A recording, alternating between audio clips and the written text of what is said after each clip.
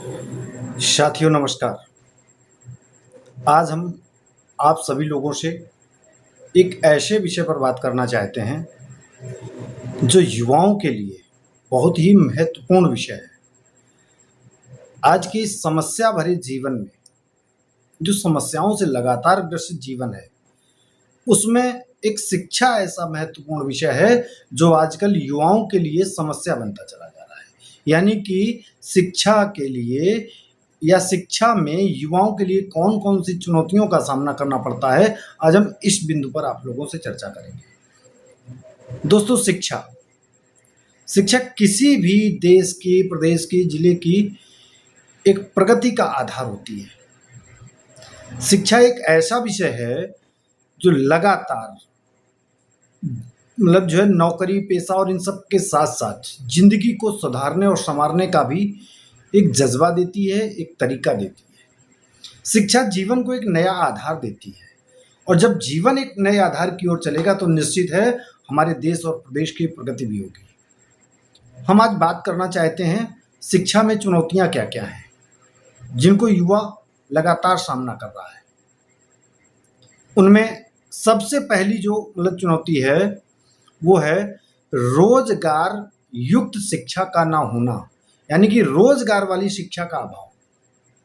लगातार हम पढ़ते रहते हैं, क्लास लेते हैं, परीक्षा देते हैं, तैयारी करते हैं, सब करते रहते हैं। हमारे पास मार्कशीट आ जाती है, डिग्रियाँ आ जाती हैं, लेकिन जब हम उन्हीं डिग्रियों को, उन्हीं मार्कशीटों को लेकर के जब कहीं व्यवस्था में शामिल होने के लिए जाते हैं, जीवन की प्रथम सीढ़ी यानी कि नौकरी और पैसा कमाने के लिए प्रयास करने के लिए जब जाते हैं, तो हम देखते हैं कि उन डिग्रियों में कोई भी हमारे पास एक ऐसी व्यवस्था नहीं है जो हमें किसी कौशल, किसी विशेष क्षेत्र के लिए तैयार करती हो।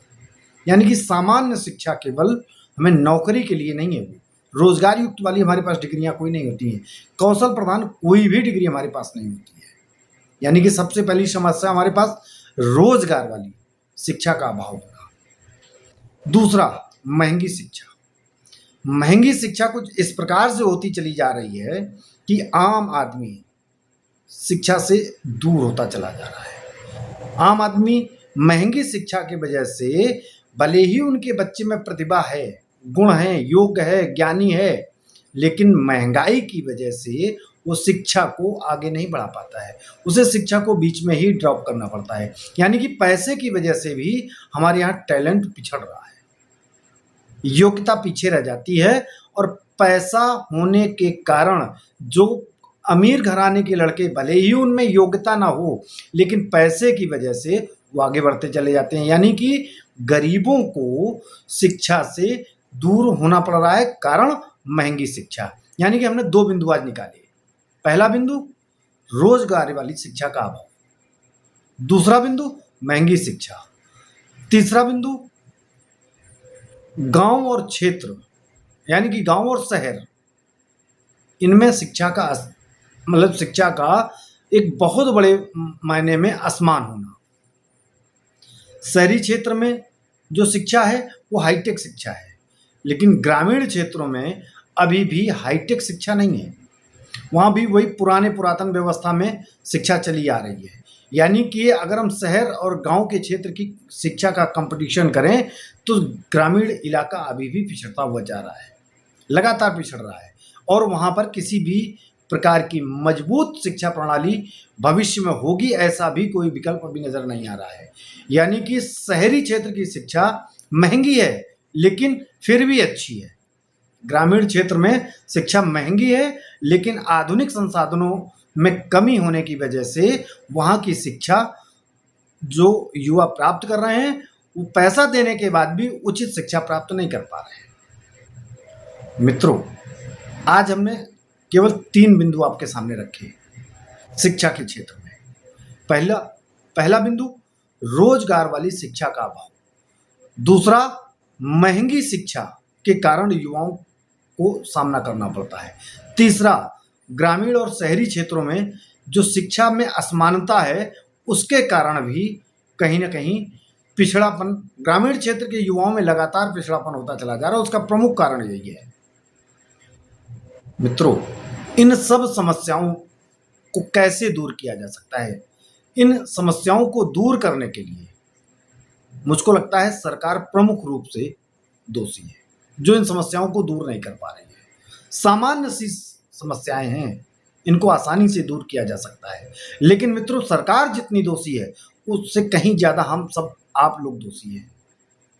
हमें अपने ऊपर भी देखना होगा कि हमसे क्या कमियां हुई जो शिक्षा के क्षेत्र में महंगाई बढ़ी, यानी कि सरकारी व्यवस्था को हम लोगों ने स्वयं छोड़ा। कभी स्कूलों में जाकर के ये पता करने का प्रयास नहीं किया कि प्राइमरी विद्यालय या जो सरकारी विद्यालय हैं वहाँ के अध्यापक पढ़ाई क्यों नहीं करा रहे। ये हमने जानने का प्रयास नहीं किया। हमने विकल्प चुना कि प्राइवेट विद्यालय में जाकर के अपने बच्चे का एडमिशन करा दिया।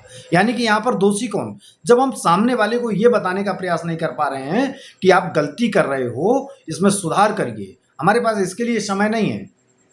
हमने क्या किया? विकल्प चुन लिया निजीकरण में, यानी प्राइवेट विद्यालय में जाकर के अपने बच्चे का एडमिशन करा दिया।